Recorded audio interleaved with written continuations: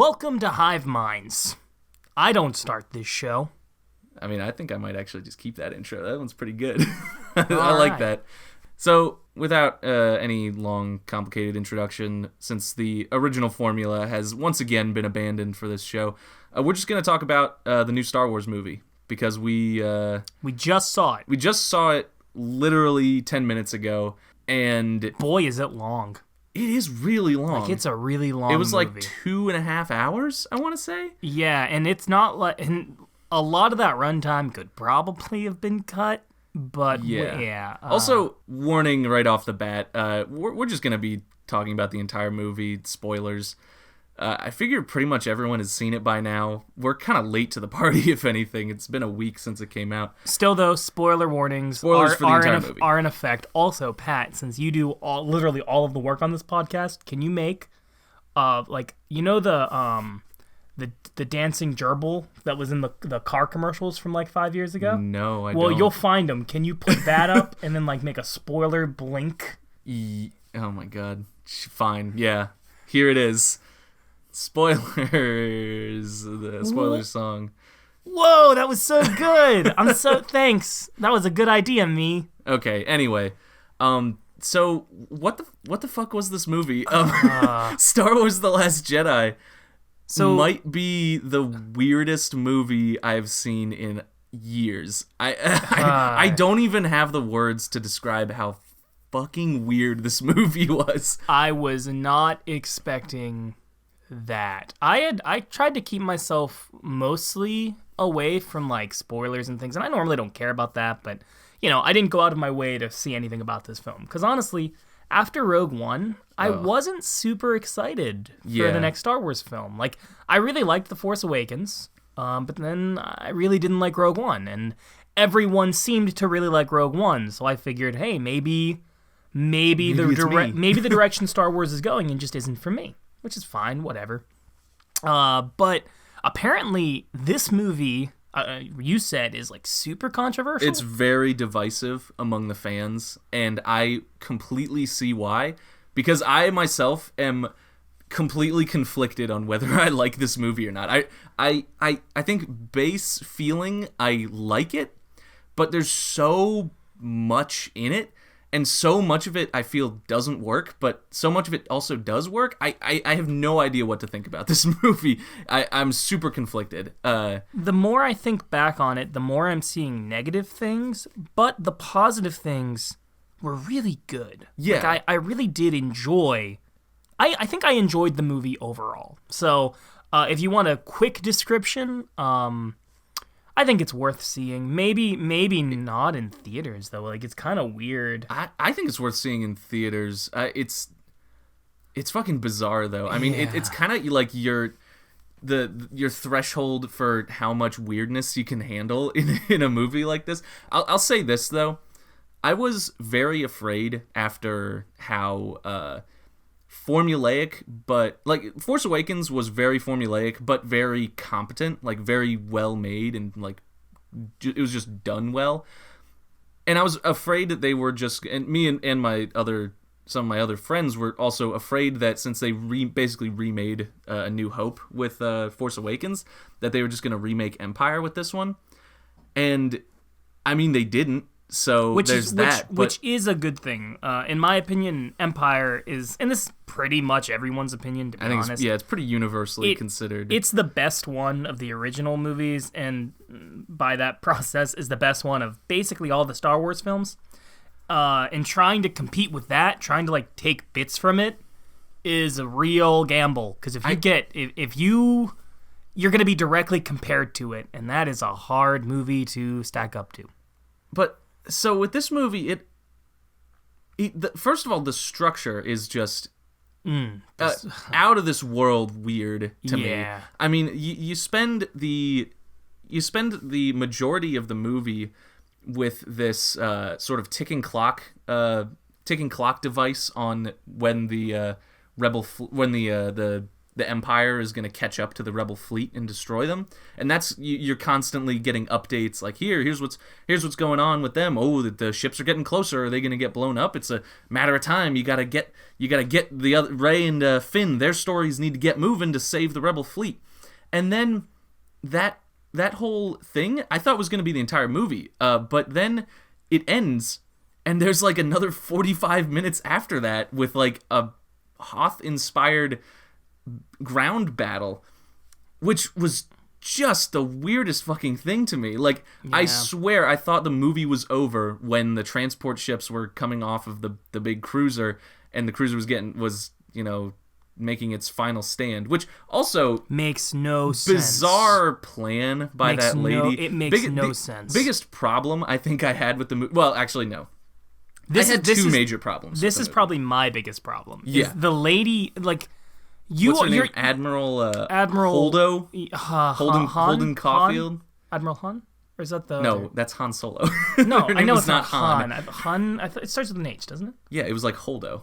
I thought it was something... I don't care. Yeah, I didn't particularly like this lady because she doesn't make any sense. No. Like, they're doing this thing where throughout the whole film, Poe is like the kind of stereotypical like gung-ho action hero. And they establish he's gung-po. You could say. You gun no. But he's making all kinds of really rash decisions that are not necessarily not effective. I mean, in the beginning of the film, he takes out this like huge battleship, but at the cost of, a lot of people. Yeah. And, you're supposed to feel that he did the wrong thing, but it's kind of up for debate, honestly. I mean, he took out like this giant the dreadnought. Yeah, he took out like something that looked like a big deal, but whatever. And so they established that he's like too gung-ho. He's not a leader. He's he's too reckless. Yeah.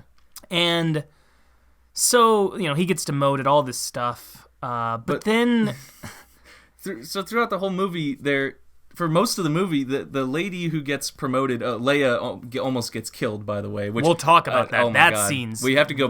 That scene, but that entire thing, that entire plot device that happens is like... that's a whole thing. But, rest in peace, Carrie Fisher. But, yeah, they know that's going to be... Yeah, so... Okay, Poe has been established as hothead. He's too rash. He's making bad decisions... He's making costly decisions. So they put them in a no-win situation where it's just a matter of time. The Empire, the First Order, is going to catch up to the fleet. The rebels have no way to defend themselves, and lady who gets put in charge in Leia's absence is just kind of, we just gotta keep going. Trust me, like just trust me. We're just going forward. And Poe's like, no, yeah, we need a plan. You're not giving us a plan. Do you have a plan? Yeah, and she's we like, gotta stop it. We gotta make a stand, or we have to do something. And she's like, stay the course. It's all good. Don't worry about it, Poe. She doesn't even say all good. She's like, you gotta believe. You gotta believe. And spoilers. Once again, Poe doesn't believe. They have this plan, which... really kind of shitty plan. And honestly, I think the worst part of the movie is Finn going and executing... Finn and Asian girl. What's her name? And I can't... Rose going off and executing this whatever, plan. She's all right. Yeah, I mean, she's fine. Their plot line sucks ass, really though. Odd. It's fucking terrible. They go to like this casino planet to go and get somebody who can like basically hack into the it doesn't make any sense. Yeah. But so going back to what we were originally on, Poe this entire time is trying to get her to do something. She's like she's like shut up. She doesn't say she has a plan. Yeah, she's just it's like, very shut important. up. You're a hothead. Yeah, leave me alone, asshole. In fact, it's implied. She tells people basically, I don't have a plan, and like then.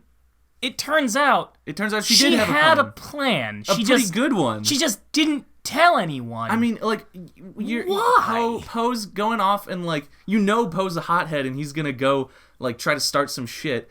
And he goes so far as to mutiny and take over command of the ship from her and, like, hold her at gunpoint. And yet, through this entire thing, she doesn't just go, no, Poe, I have a plan. Here's the there's plan. There's a base right here. We're gonna stop and get off and go hide at this base. And he probably would have been like, oh. He okay. totally would have been, because that's his reaction when he sees the plan. When he's like, told of the plan, he's like, oh, that's a great plan. Yeah, but she just doesn't tell him, and I guess this is entirely to give Finn something to do for the entire movie, because if there wasn't any conflict on the Rebel ship and like coming up with a plan in this dire situation, Poe and Finn would have nothing to do. So instead they go on this quest, on this stupid plan that ultimately means absolutely nothing because the plan fails. They don't even do it. And there's almost no consequences to it because they all just end up back together with this lady's original plan anyway. It's wild. Mind-boggling how fucking weird it is. And that's not even getting into the actual the details of the plan itself, which are weird and poorly explained, but also the events that Poe and Finn and Rose go through to execute the plan. It's an entirely different movie. It's a fucking meme. It's prequel level awful. It's so ridiculous. They go to this fucking casino planet. Fine idea. It was kind of cool. I mean, the character designs there were pretty awesome. Alien costumes and the I want to be the alien with the monocle. Dude, yeah, I want to be all of those with aliens. The giant mustache. They're fucking rad. It's like the Monopoly Man, but space. But they go to this casino planet they talk to Orange Yoda to get. She's like, the only person who can get you in there is. So the problem, Benicio del Toro. The problem is that the First Order is able to track people through light speed. Right, that even just kind of falls by the wayside. It's just a reason they can't run away. It's a reason why they can't get away by jumping to light speed. That's all it is. It's just here's why you can't jump to light speed. Finn, who everyone kind of shits on Finn in this movie a little bit. Finn's trying to leave, right? He's trying to get off the Rebel ship because... And go find Rey. Yeah, well, he wants to make sure Rey is safe. Yeah. He takes this... There's a thing that can... Oh, right, yeah, that will bring Rey to him, like a tracker. And he's kind of the only guy who's like, holy shit, we're all gonna die. And I don't want Rey to die. Yeah. And so he's trying to get out, and everyone's calling him a coward. The lady in kind of the movie is you're a coward, Finn. And you're like... No, Finn's pretty much on the ball right now. That lady's pretty important. And she'll die if she comes back, so maybe... It's kind of funny. Everyone's like, you're a coward, Finn, except at the end of the day, their plan is to use the escape pod. Yeah. I don't know. So their entire thing, they go to this casino planet and fucking... They go there just to get captured. Benicio del Toro is in the jail cell, and he's like, I'm a code breaker. I can help you out. Here, and it's unclear if he's the guy that they were sent there to find. I assume he is. But he doesn't have the thing. He doesn't have the thing, but he's, absurdly good at getting them in. He gets them in perfectly. He does this thing, which, is you're told one person can do. The lady was like, I could do it, and there's literally one other guy in the galaxy. Go find him. Yeah, and it just happens to be this guy who's not at all the guy that was described. He's not the guy who was described, so maybe it was him. One guy who can do it. So there's one guy who can do this, right? We're told there's one guy, he's got this flower thing on it, he's, and you'll know him. You'll know him when you see him. And they go to the casino planet, are immediately captured because they just don't go to the dock, and I don't know why they don't park in the right place. So I think it's because time is of the essence, but it's a casino planet. You probably could have just rolled up. I mean, you just get valet parking. Yeah, it's fine. I mean, maybe they don't have. They needed a reason to throw them in jail, I guess, to meet the guy, and so that they could have a daring escape. That's really everything in that casino planet is set up so that they can have a daring escape sequence. And the daring escape sequence is laughably terrible, if you ask me. They get out of jail because Benicio del Toro just opens the door. Great. They escape through a convenient sewer hole, and then they ride on big cartoon comedy horses. They look like the thing from Last Guardian. They look like the big bird dog monster from Last Guardian, and they ride away on them in a fucking hilarious. Oh, and they get little children to help them, no less. Yeah, it's out of, what do you call it? It's Please, straight out of the sir, may I prequels. have some more? Like they look like they're kids The little- from like little fucking Oliver Twist Oliver kids. Twist kids. Like they're like Yeah. they have like little hats Oh, on and they're sure. like sweeping and it's like what movie is We're this? so hungry. It's also they establish like everyone in this casino is apparently A huge evil ass- yeah. evil beyond compare because lady's like if you're here, her reasoning is if you're here you're rich and if you're this rich you're bad. If you're this rich, it's because you sold weapons to the First Order. Like there really? was there was every at least single one person here. everyone there. Yeah, and there wasn't anyone who was just like, "Oh, I hit the space lottery." Hell yeah. Yeah. Like, come on, lady. So they wreck the casino and they manage to get Probably away. kill dozens of people in but a don't worry, violent don't stampede. worry. But They're all bad Yeah, guys. no, they're bad because they're gambling. Gambling is evil, guys. Remember. It's toxic masculinity or whatever. We'll get to that because this all comes. We'll get to that. But at the end of the chase, Oh, yeah. they just get saved by what's his name? Benicio del Toro. I truly can't remember. I don't think his character even has a name. I don't know that his character does have a name. You know what? His name is TJ. I saw that in the like IMDb credits. TJ. I don't think they ever say his name. I don't don't know. remember He's it. Benicio del Toro. It's fine. He's the honestly- collector. Yeah, honestly, he did a good job. I'll say that. I thought he did guess. fine. He had like 5 lines. he didn't do anything. he felt like he had a personality, which was Yeah, nice for something. not having anything to really do. So they escape, and then they get back to the fleet with almost no trouble. Yeah. Well, and- no, that's not true because they try to do the plan, and then everything goes to absolute shit at that point. Once they are about to do the plan, and then Oh yeah, they get captured. They get captured. Benicio del Toro he sells them out. out. Somehow, and he's like, "Oh, the ships, the escape pods, they're getting away." How did he Shoot know 'em." about that? Who fucking knows? Is he just such a good hacker He's- man that he he's saw it? Just so unbelievably good at hacking that he looked out the window and saw them with his computer vision. Who knows? How the hell did he know that? I can't remember if that was. I don't know. Maybe it was established. I really don't think it was. He's like, I cut a deal. I told him where to find you. Like, how did you know, man? So- And then that just he's gonna come up in the next movie, I'm sure. But Maybe. he just leaves. He just disappears. He just gets his He money and disappears, leaves. and then all the ships blow up because Mon Mothma 2 turns the ship around. And this bugged you, I think, more than it bugged me. The fact that a single ship, Took out.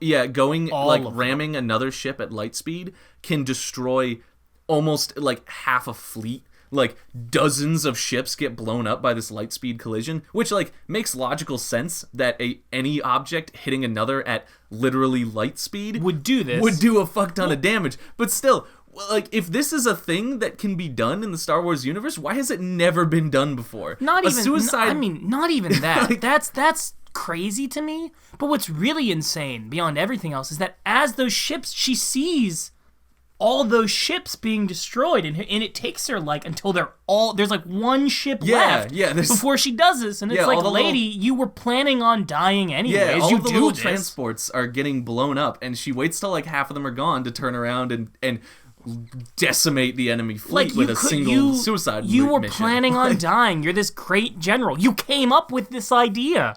Just do it like 10 minutes before. I don't know, man. It's weird. And while we're on the subject of the bad stuff in the movie, we got to talk about Leia because okay, look, I understand that Carrie Fisher dying it was sad, but it put the filmmakers in a very difficult situation. The toughest of spots. I mean, we don't know what the movie looked like before Carrie Fisher died, I'll but bet it didn't look like this. I imagine it looked very different because she gets blown up. Kylo Ren has a little moment where he's like, I'm gonna blow them up, but then he doesn't. But then they get blown. The whole bridge gets blown up anyway. Leia gets blasted out into space. I assume that whole thing they added in because they had to take her out for the majority of the movie, right? I don't know. I assume she just had to be gone for most of the movie. I thought she was just gonna die. And that's kind of what I thought too. I thought it would be but that was kind of an unceremonious death. Yeah, but at the same time, if you're talking about making this movie different, like that would have done it. I mean, it still is pretty different, but yeah. Well, I'm just saying, like, so she gets rocketed out into space and then uses the Force. Yeah. To get back into the ship. I'm fine with the idea of her instinctively saving herself using the Force, because it's like well known that the Skywalker line are just ridiculous. Yeah, are just unnaturally talented with using the Force. It was just such a bad scene. Yeah, no, the part that bothers me is that it looks so fucking stupid. Like they could have. So bad. I can't think of any ways off the top of my head they could have made that look cool, but it looked so dumb. She reaches out her hand. That's all fine. It's slow. She's got ice on her from being in space and all that. And but then she reaches out her hand and just a cartoon cutout of Carrie Fisher goes flying through a bunch of space debris and like slowly arrives back at the door and is like, help, let me in. I'm freezing out here. I'm actually not positive that this was done because Carrie Fisher died. Thinking on it, I don't think it was. I think this might have just been the plan. I don't know for sure, but I do know that Carrie Fisher's death did cause them to do massive rewrites and massively change the story. And the movie that we got and the scenes specifically with Carrie Fisher that we got don't imply to me that this was planned originally. Yeah. I think because she gets like a send-off with the Admiral at the end, with the purple hair lady. She gets like a send-off with her. She's like, I have to stay with the ship. And there's like, oh, may the Force be... Oh, you say it. Oh, we're such good friends. You say the Force be with you. And it's like, you two never met on screen until this moment. Why?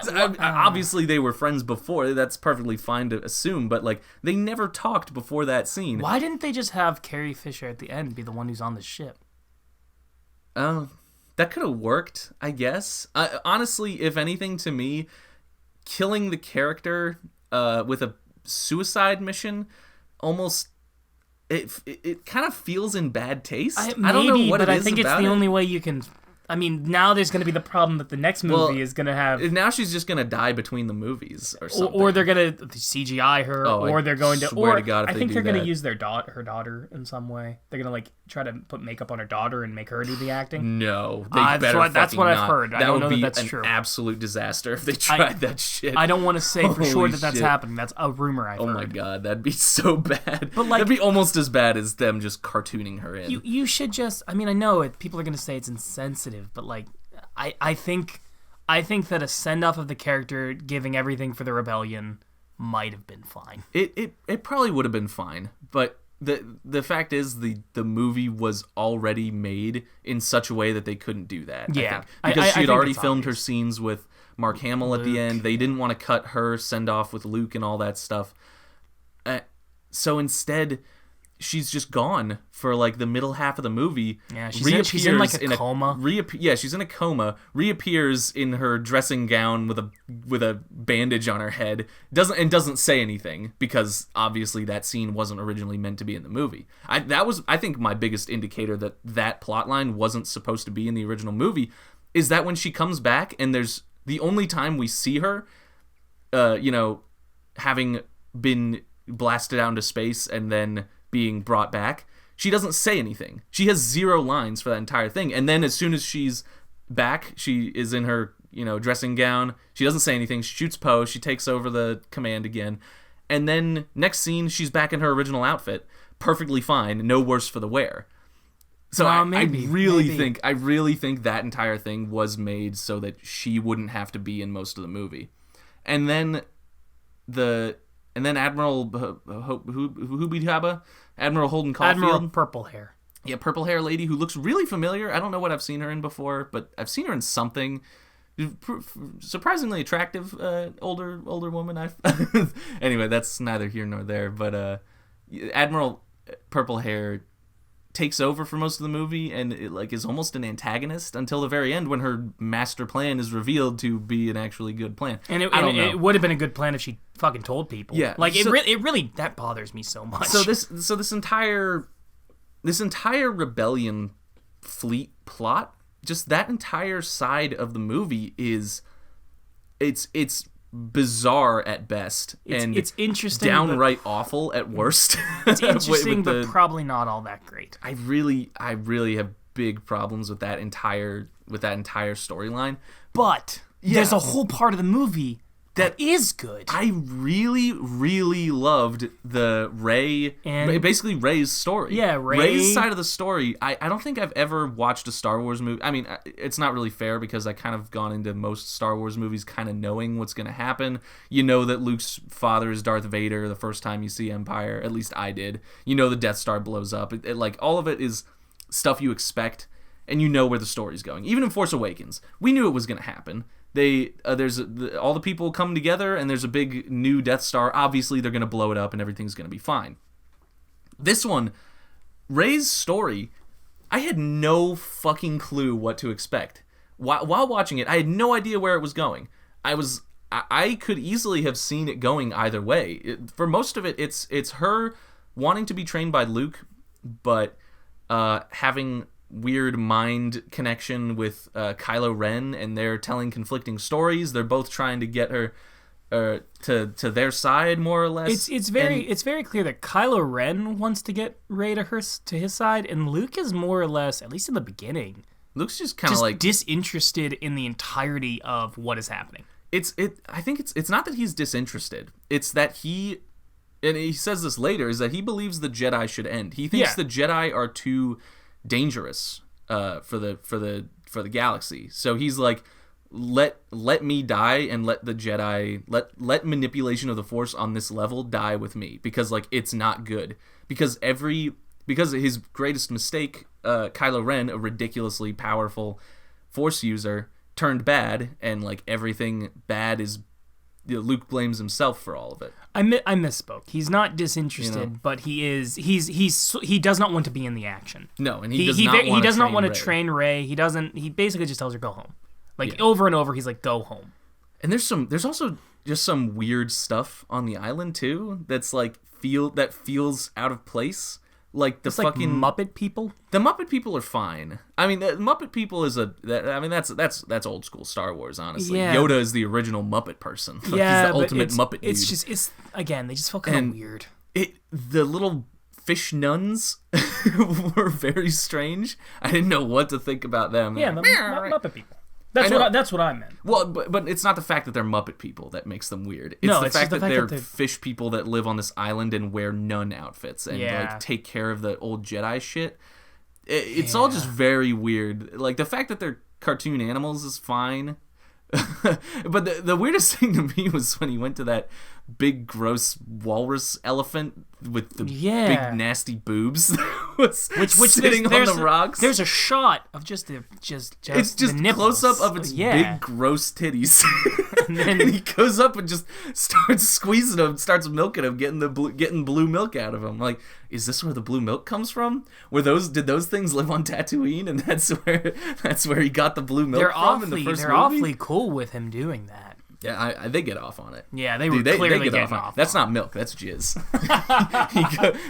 Those aren't alien. They're not mammals. You know. Why should they feed their young the way that Earth mammals do? That's its dick. Regardless, he just takes a big old sip of that, and he's like. Throughout this part of the film, Rey's training. She's just kind of training herself. Yeah, Luke is more or less just there. I mean, he does do things. He tells her like there's going to be 3 lessons. I recall him doing 2 of them. I don't remember the third lesson. I recall him do the third? I don't think so. I think he just. He never says what the third lesson is. The third lesson is probably when they fight or something. I don't know. Like the third lesson is probably in there somewhere. It doesn't matter. But it doesn't matter because at the end of the day, it's really good. Mark Hamill is really good. I mean, this is a good Luke. This is. And Rey is super good. Daisy Ridley, I mean... blew it out of the water. Again, you can call her a Mary Sue all you want from the first movie, and people did, and I'm inclined to agree somewhat that she's a little ridiculous in the first movie, in the Force Awakens. And honestly, even here, it's a little troubling how ridiculously strong she is with like no training. Well, they kind of try to say how that's happening. It's implied by herself. No, it's implied by Snoke or Snoke. Snoke that when the dark side, like if there's one champion of the dark side, there's one champion of the light side. And that's true. That you will fight. Like that. He says the whole time, he's like, that's why it's happening, because you're getting stronger, so the light side is making her stronger. That isn't. I had kind of forgotten about that. That's actually. I'll accept that as a fair enough reason for why she like her skills increase so much, is because there has to be balance and whatnot. But still. I can understand the complaint. It's weird, and it's also, I like that she is consistently struggling with the darkness, because that's a thing that never happened to Luke in the original trilogy. The good guy's faith was never really shaken. That's not true. It's pretty true. Episode 5 has the whole thing where he fights Vader in the cave, and then he is Vader.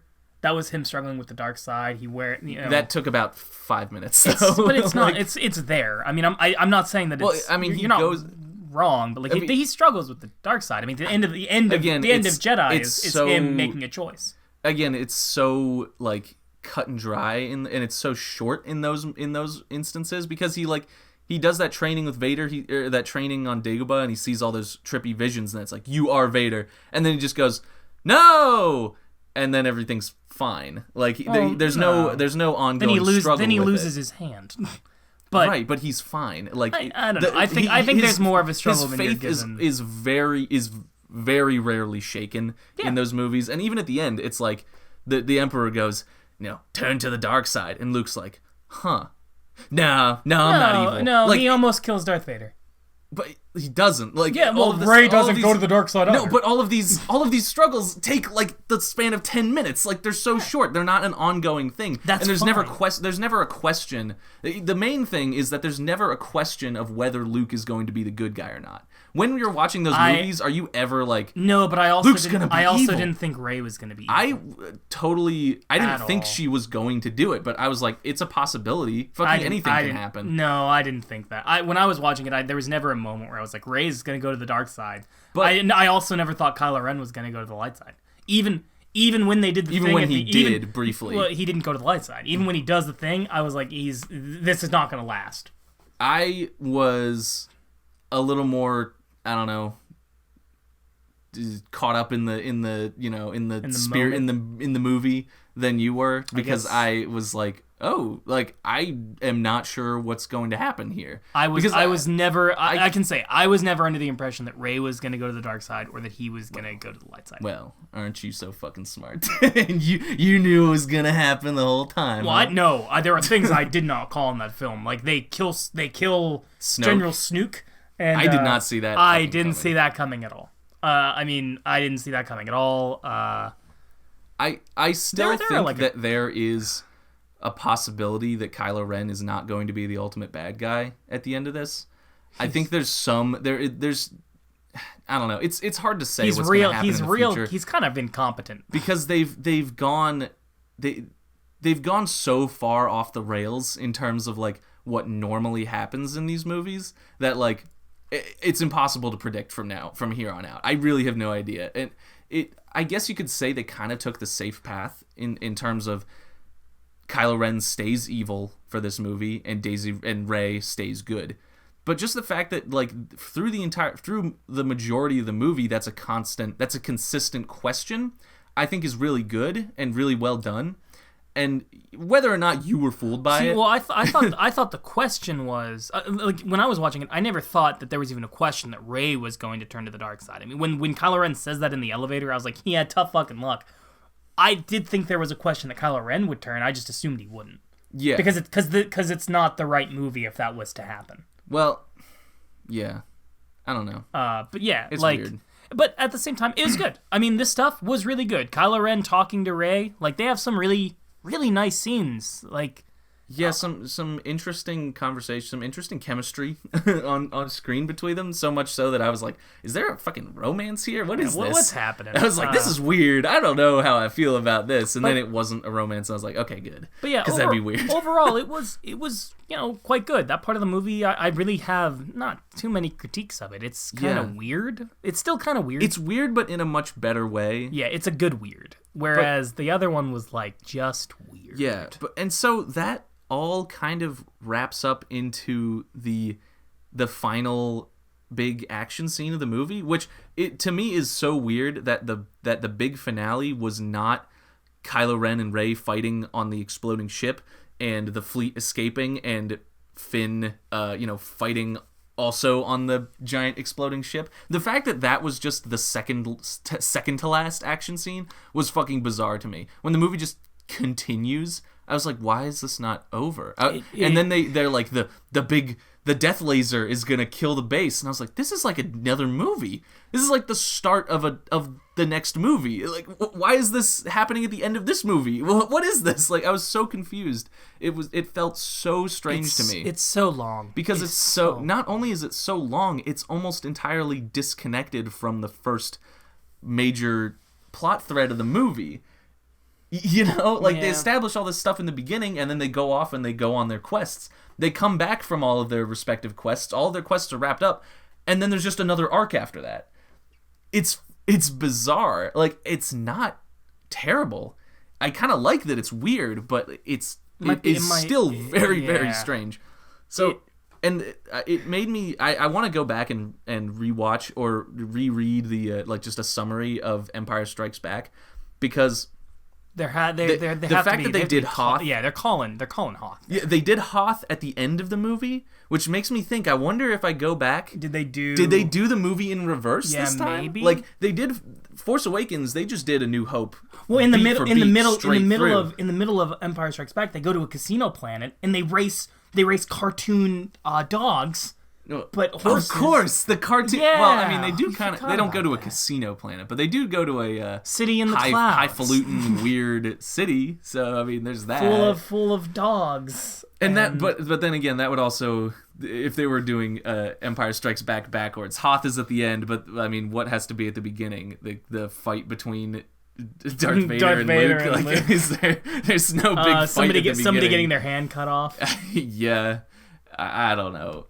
It's probably not the reverse, but it's definitely picking. I mean, that is definitely Hoth. The ring theory. Yeah. I don't know, but yeah, they call back to Hoth at the end in a pretty neat action scene. I guess I really aesthetically it was fucking dope. Yeah, the red sand coming off salt. Yeah, I don't know why there was red underneath the salt, but whatever.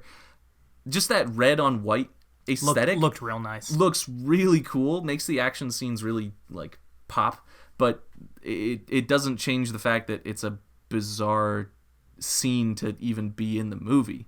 Yeah, it also I don't understand it. It's weird.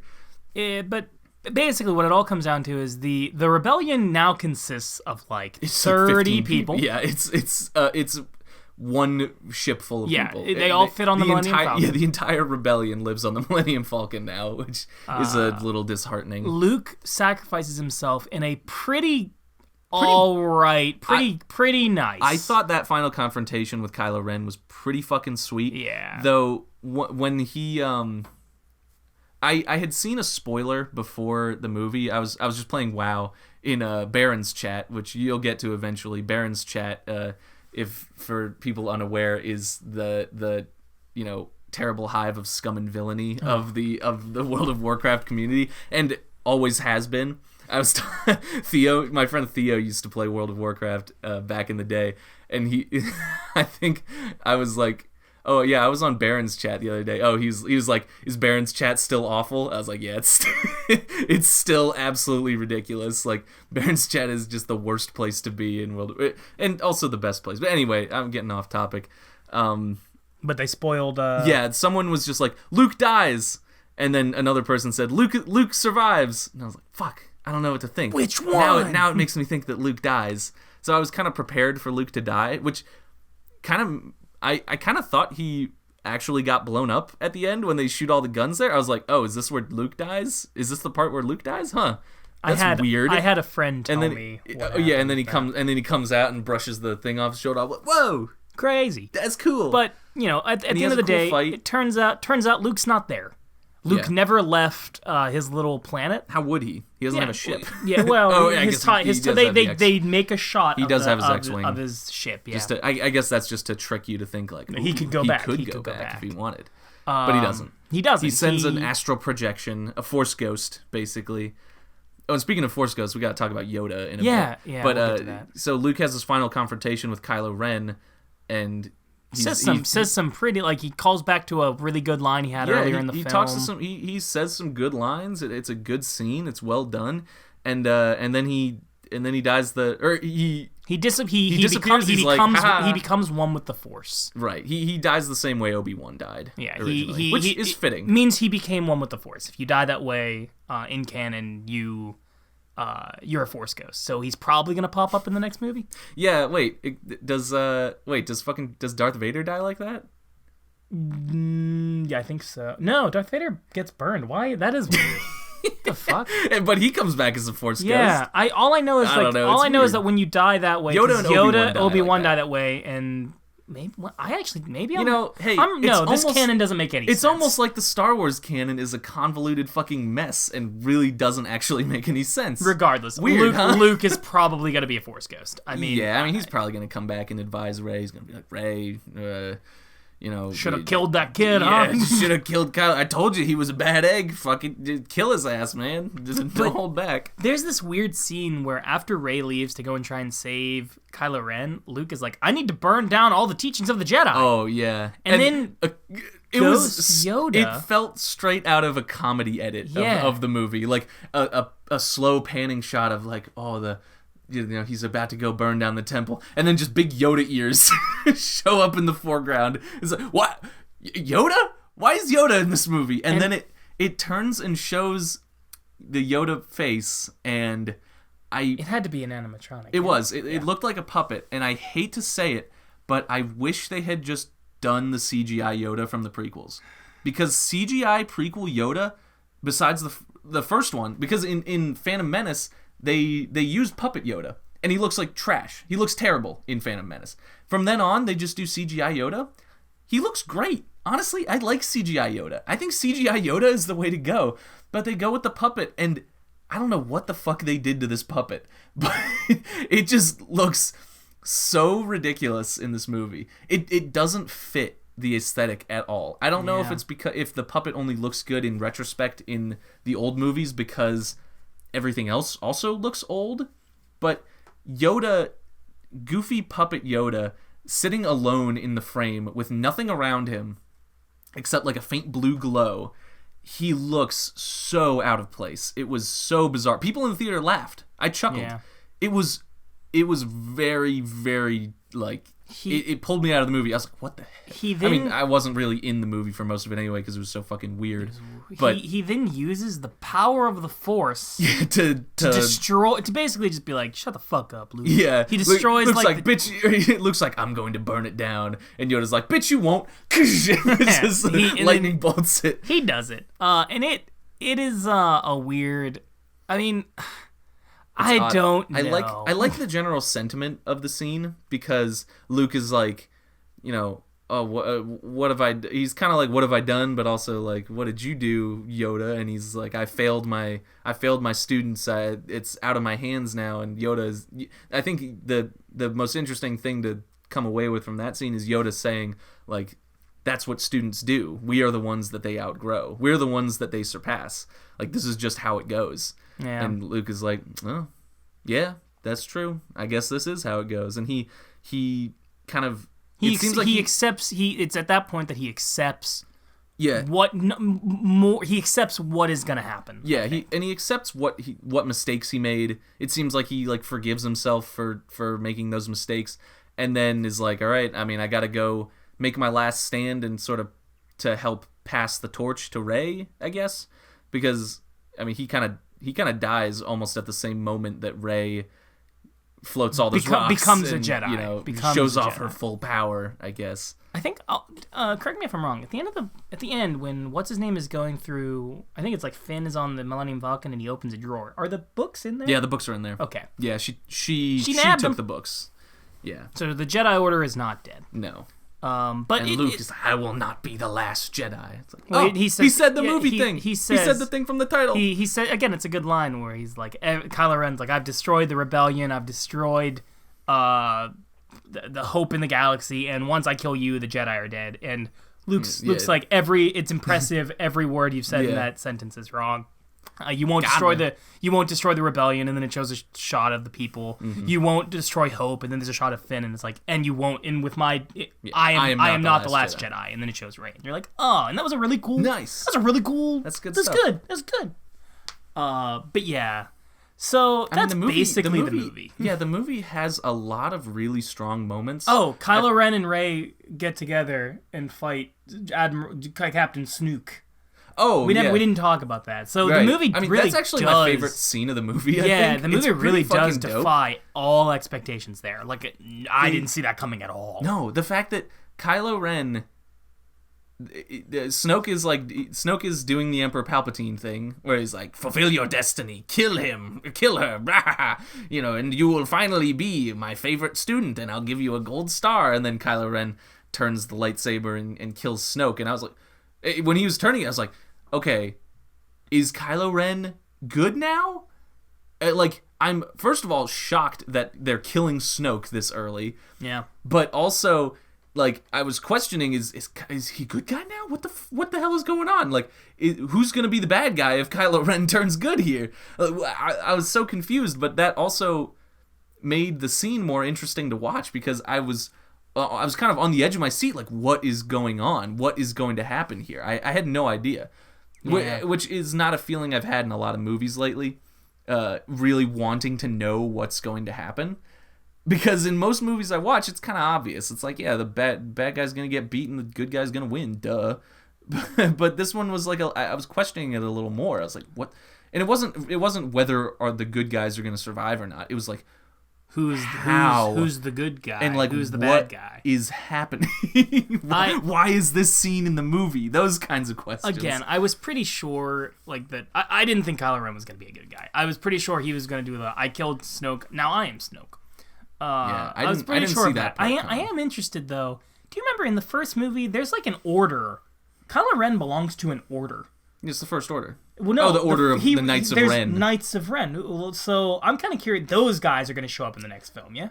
They have to. I don't think so. I think the Knights of Ren is more of a symbolic thing where it's just a certain rank he's achieved. That was my reading of it. I thought that Snoke is just like, you are the Knights of Ren. Now, there are other students. Yeah, you're right. It is implied that there are other students of Luke still alive. Why we haven't seen them yet, I don't know. You could be right; they could be coming back. I feel like they're going to be involved some way, and if they're not, it's a plot thread that was supposed to be a thing that eventually got dropped. Possibly, because it just seems weird. Like it really does imply like these guys are around. Because Kylo Ren wasn't the only one who did all this stuff. There were others that survived. Luke just straight up says it. Yeah, he says, Kylo Ren left with a few of my other students. And again, there's the Knights, which is really, I think it's implied that they're going to be a thing. If not, they're probably just going to get around it by being like, oh, during training with Snoke, Kylo Ren was the best, so Snoke just got rid of all the other ones because he didn't need them. Like, that's probably how they'll or it's going to explain them away if they want to. Or it's going to be like side movies or something. Like there'll be something in the expanded universe. Please, not the side movies. I don't want these side movies to exist. They're so bad. Well, it makes a lot of money. We do have to talk about the greatest thing before we get to last thoughts and something. So we were in the theater.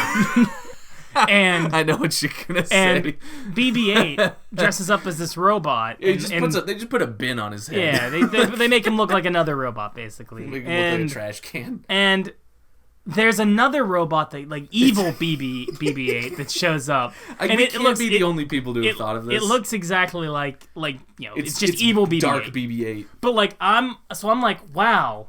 I just thought of the greatest pun. Yeah. So I go over to whisper it to Pat, and then he's already there. Yeah. He's like, it's BB hate. And I was like, yeah! The same pun at the same time. It's the greatest. I freaked the fuck out. You laughed. I was like, it was kind of funny. It wasn't that funny. You were like, I was about to say the same thing. We're those assholes who fucking talk in the theater, but we talk pretty quiet. We're quiet. Except for the comedy cartoon horses the running casino away. scene was you were laughing so I was loud. laughing my ass off that entire scene. Like you and my sister were like, shut up, stop laughing. So I was like, but this is ridiculous. Like why is this still happening? It went on for like it was going for like 2 minutes, and I was like, why is this still happening?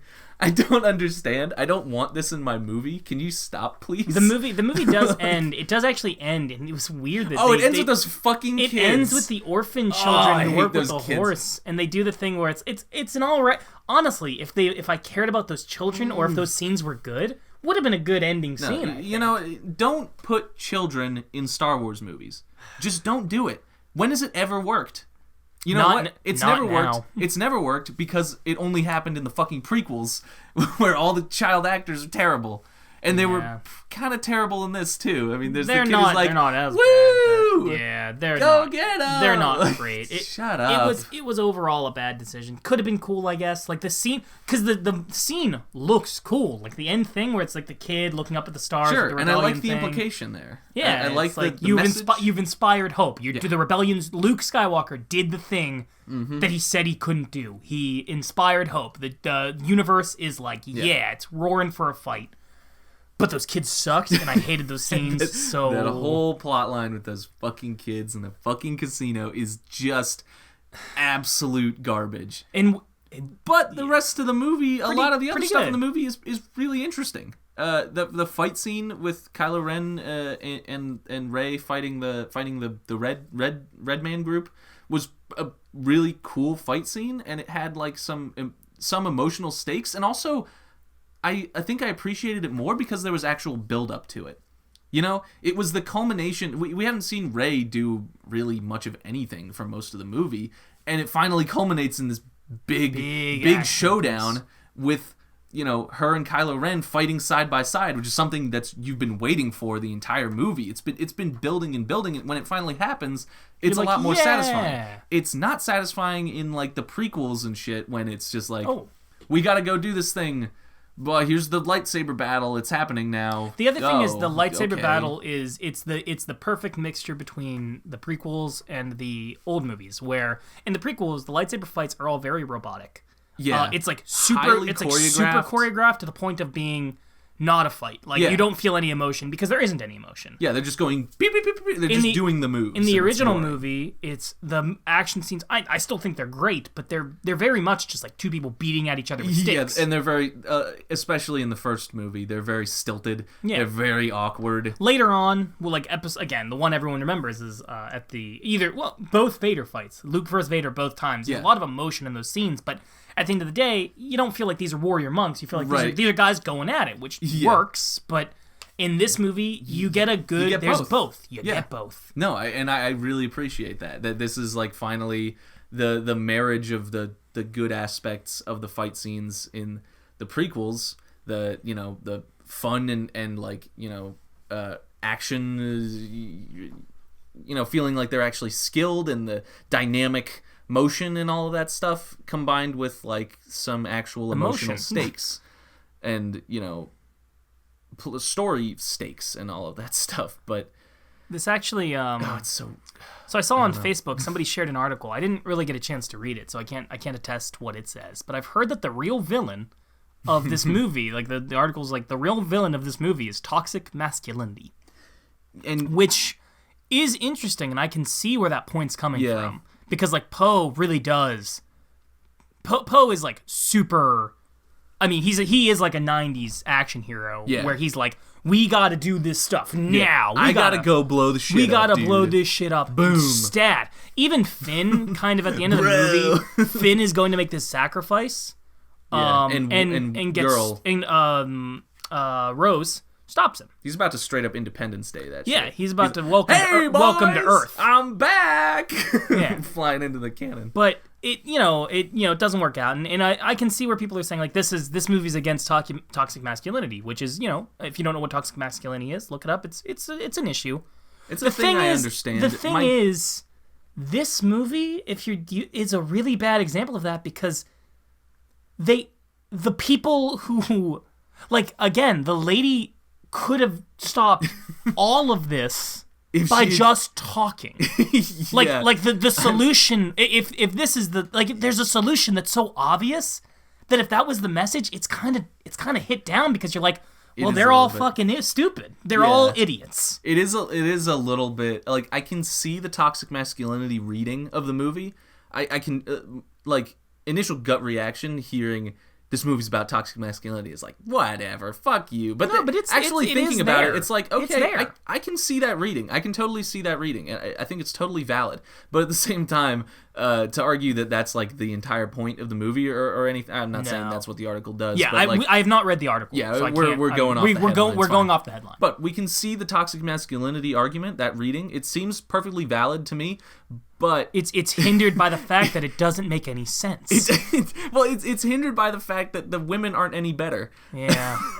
I mean, Rey is probably the real example. Rey doesn't do anything. I don't think she's involved with that at all. Rey, in terms of toxic masculinity, I think she totally is. I guess she's trying to tell Kylo Ren, hey, you don't have to be this. Yeah, exactly. Makes sense. Kylo's entire arc is about his failure to be a good son, basically. And Luke's entire arc is basically about failing to be a good father. It's all very wrapped up in this male father-son dynamic. I can see that. And Rey kind of comes in. Rey's job is to kind of come in and be like, this is stupid. Stop it. Like, this, you guys are just, you're beating yourselves up for not being good enough sons and good enough fathers. It's ridiculous. Like, stop it. I'm a woman. I'm badass. I'm here to fucking show you the way. And that one I think totally works. Yeah, now that I'm thinking about it, that works. That one works 100%. The other one, Mon Muffma, purple hair, purple hair lady. That one that one does not work at all. Especially because, like we discussed before, Carrie Fisher, the biggest, strongest female presence in these recent movies, is in a coma. Is just absent for most of the movie for unfortunate reasons. Yeah, but real I mean, life. she's not in the movie, and I think it's pretty clear they had to rework some stuff to fit that in, because she clearly wasn't done. But it really does. It really does hurt. It really hurts the movie. Yeah, because like Poe. At the end of the day, I look at Poe and I'm like, you're an idiot. You do a lot of like risky things, but your plan at the end, like the weird last bit of hope you had that you bet everything on, I understand why you did that. Yeah, if that plan had worked, it would have been perfectly valid. The fact it all goes back to the fact that purple hair just did not tell anyone about her plan. She doesn't, which would have solved everything. She fails at communication, which is a toxic masculinity trait. I mean, it sort of it. I mean, hey, maybe they're like, it doesn't matter who's doing it. This lack of communication is the real problem. No, I think it's pretty clear that's not the case. But no, they just kind of fucked it up. Yeah, I think it got fucked up at the end. But again, good message. Good message. I'll give them that. All of that stuff is totally valid. I can see it, but yeah, it's undermined by that really one issue, gaping, huge, unavoidably large issue. Oh God, did you have to use the word gaping? Gaping for the one problem with the women in the movie. Oh, use the word gaping. I didn't even think about that. You're terrible. Is that okay? I guess I'm weird. Yeah, you're a bad person. I'm not the one who said it. You're the one who put that meaning to it. Anyways. Overall, like I said before, I think it's a good movie. I don't know that I would recommend to see it in theaters. I think it's good-ish, but like a lot of that stuff, I don't know. When I feel that you could actually cut out 40% of a film, that's the problem. Is that I would like that to be cut out, but you can't just remove it, but it shouldn't be there. You'd have to. I mean, God, to make all that stuff work, or to not have that garbage Finn plotline in the movie, you just have to completely rewrite the movie. I mean, and that's like, I'm not equipped to say how that should be done, but holy shit, it turned out pretty awful. Yeah, and really could have been better. When but 40% of the tough. film is not... it's not that it's not fun to watch. I'll give it that. Because watching it, if you got friends with you and you don't take it seriously and you're not a huge...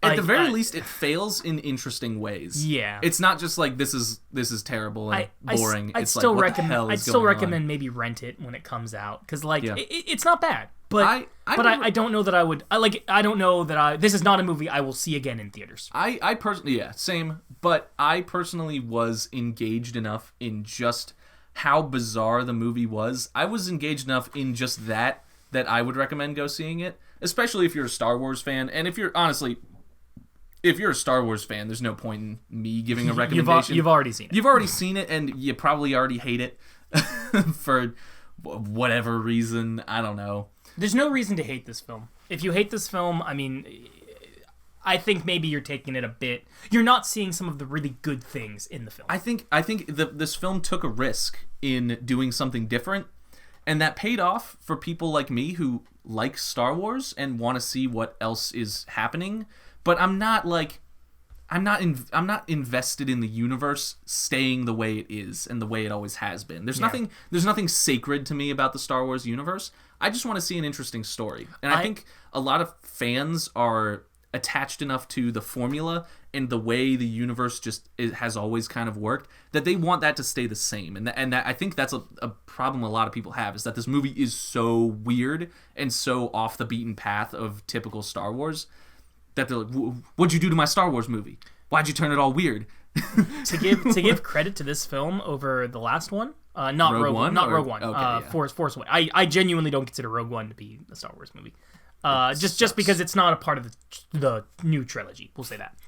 But I'm more interested in seeing the last movie now than I was to see this movie with Force Awakens. Absolutely agree. Because I don't know what they're going to do. Yeah. After Force Awakens, I was kind of like, all right, it's more Star Wars. It's good, but I mean, I have a decent idea of where this is going. Like, I'll see the next movie, but I get it. I felt like I understood at that point. Now I have no clue.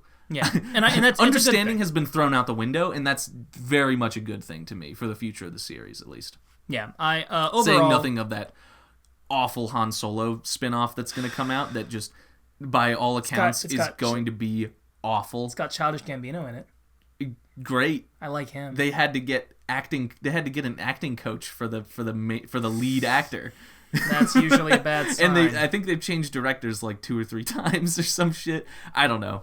It seems like it's going to be a disaster. These spin-off but movies, I mean, man. I don't, because here's the issue. Who cares? That's the biggest problem with Rogue One, is it's like, we're going to tell the story of how the team got the plans for the Death Star. Who gives a shit? Rogue One had lots of problems where there weren't characters. Sure, it's got a million problems, but just on a base level, Rogue One is a shitty idea, if you ask me. Who cares how they got the Death Star plans? Spoilers, they blew up the Death Star. There's no new interesting story to tell there. It's like, we already know what happens. Tell something new. For fuck's sake. Yeah. God. And, I mean, besides that, the movie sucked, but... whatever. The Han Solo movie, it's like, who cares about his backstory? Well, we know the character now. I don't care about his backstory, but I could see a movie that's like, here's some stuff he did when he was young. Here's an adventure. I could see it like, it doesn't have to be Han Solo though. Here's the problem. They're gonna tie it into the greater universe. He's gonna do some shit in that movie that has like huge implications for the rebellion and stuff like that. I guarantee they're gonna work. Really in some, doesn't some, work. Yeah, they're gonna shoehorn in some. Like, Han Solo as a character shit, only works because he was kind of like a dude who wasn't involved with everything. Yeah, but no, they're gonna shoehorn him into all sorts of important world-shaking stuff, which is stupid. They shouldn't do that. It should be a heist movie. Yeah, it should be him going and like doing a smuggling job, and like there's a bad guy who wants to get him. It's probably going to be Jabba the Hutt. It's probably going to explain how he got in debt with Jabba the Hutt. That's probably what it's going to be. He's been in debt for a real long time. But who cares? Who cares how he got in debt with Jabba the Hutt? Tell a new story. Like how he gets into debt with Haba the Yut. Exactly. Haba the Jut. That'd be way more interesting, potentially. So I think I'm looking forward to some of the things that are going to come from Star Wars, but I'm not looking forward to the other things. I had mixed feelings on this movie, and I have mixed feelings about the future of the series as well. I really don't know what to think from here on out, but wait, good movie. Look what time it is. It's about 7:07. Is it time for Colin's Corner? Oh yes, Colin's Corner. Put on the jingle that you've made. There it is. Wow, what a jingle. I'll edit in something, or maybe I'll just leave it as those. Regardless, I have a question today. This was not made up by me. What? This was made up by $1 Million Butt? This is the only time somebody's come to me with one of these. What? It's crazy. Oh my god. I can't wait to hear this. It's from a mutual friend. Mm-hmm. I'm going to whisper his name into Pat's ears because I don't know if he wants to be doxxed. Yeah, I figured. A sheesh. So imagine at the beginning of your life, you know, as you are right now, you appear in front of God, whatever, and he's like, hey, I'm going to put you have a choice. You can either be born to the world, where it's just random. Your life is going to be random. It's whatever happens. Or I could put you in a capsule under the planet, and you basically live in a VR world to your specifications. VR world. But you'll never actually meet any person. You'll never actually experience life. You just get this world that you get to decide like how difficult you want your life to be, what will happen. But you do have the knowledge, at least at that point, not when you're born, but at that point, that you're not living in a real world. So once I am in the VR world, I cannot tell the difference, and I have no idea that I'm in a fake world, right? No. What? You can't tell the difference. I can't tell the difference. VR world. Put me away. Put me in the Matrix. I don't care. See, I think because you know what, the real world sucks balls, and I hate it. I think most people would say that, but I'm a big. I don't think I would. I think I would choose the real world with all of its. We've had long debates before about free will, and I think this ties into it because. My big argument, we don't have to get into the whole free will argument. This is not the time for that. But I've made the assertion before that at the end of the day, it doesn't really matter if we have free will or not, whether or not our actions are determined just by neurons firing and whether we have real agency and all that stuff. It doesn't really matter as long as we feel like we have free will, and I think. I would apply the same concept to a virtual reality world, where I would say as long as it feels real to me, and as long as I can't tell the difference, then that's real life. Basically, it's just as valid to me as long as it seems valid. We disagree. To me, that's this. enough. We disagree on this. I would choose, I think, to be born in the real world. It has a lot of problems, but I would. Here's a question for you though. If you knew it wasn't real, does that change your answer? Yes, because I would not voluntarily. If you gave me the option now to like just go here's this VR capsule you can get in and you'll experience the perfect life from here on out, but you're in the VR world. You couldn't do it. I wouldn't want that because I'd always be like, this isn't real. I'm dying in a vat in the garage. I don't want that. Yeah. But given the alternative of a perfect life, that the exact life that I want, that's perfect in whatever way, or here's the better part, I could even make it slightly difficult just because the challenge. Because you need the bad to really experience the good. So and if I can tweak that just the way I want as well, like perfect. Give me that shit. I love it. I'm down to go in the VR world as long as I can't tell the difference. It's an interesting question. I think there are different. I'm actually genuinely curious to see what you guys say on this. I'm gonna try to start actually reading comments. But there aren't a whole lot of comments. But there's 5 of you, I guess. Yeah, my friends from school typically comment their answers. So you guys, you know who you are. Make sure you give me the answers. I'm pretty sure I could predict most of their answers. I'm curious to see. You know what? I'm gonna. No, don't do it on here. Oh no, don't do it on here because that'll influence it. Well, no, I want to tell them to pause it, write your answers down right now, and then Okay, now that you've written down your answers. Well, hold on. You just said to do it, but you didn't actually What? tell them. So right now, pause the video. What I did? No, I'm I doing literally it. just I'm said doing it. it better. Pause the video. Write down your answer, and then start the video in 5, What, 4, they paused the video. 3. They can't I know start what it. I'm doing. 2, 1. Let's jam. Okay, Theo and Mackenzie both would not go into the VR world, and Sam would go into the VR world. Superman wouldn't do that, Sam. Fair point, but Sam also would do the Sam also said he would do the clone thing. Oh, you're a monster. But not to another person. He said he would do it to himself for a bunch of money. Yeah, no, we'll talk about this later. We had a whole I tried to talk to him for like hours about this, and I couldn't understand his thought process. We'll need to talk, I guess. I'm confused. When you guys finally meet it someday, maybe this is gonna sour the relationship. This will be the you guys are gonna fighting be like, words. You guys are gonna be like, hey, we both love Superman and stuff like that. Ooh, but you do the button. I'm gonna have to kill you. Yeah, I'm gonna have to press the button on you. Yeah, I think it's a good one. And here's something I'd like to try and introduce. It's a good question. I'd like to try and introduce. If any of you are interested, if you have any of these kind of scenarios, comment them. Well, sure. We can talk about those, because like I have an infinite amount of these. I can keep doing this forever. But I'm curious to see what other people. I'd like to with. see what other people can come up with too. That's a good idea. So yeah, that was Colin's Corner. I hope you guys enjoyed it. If there's an outro jingle, put it on. And now. Yeah. All right, it's over now. See ya. Podcast Colin's done. Corner. Bye. Bye. Stop recording.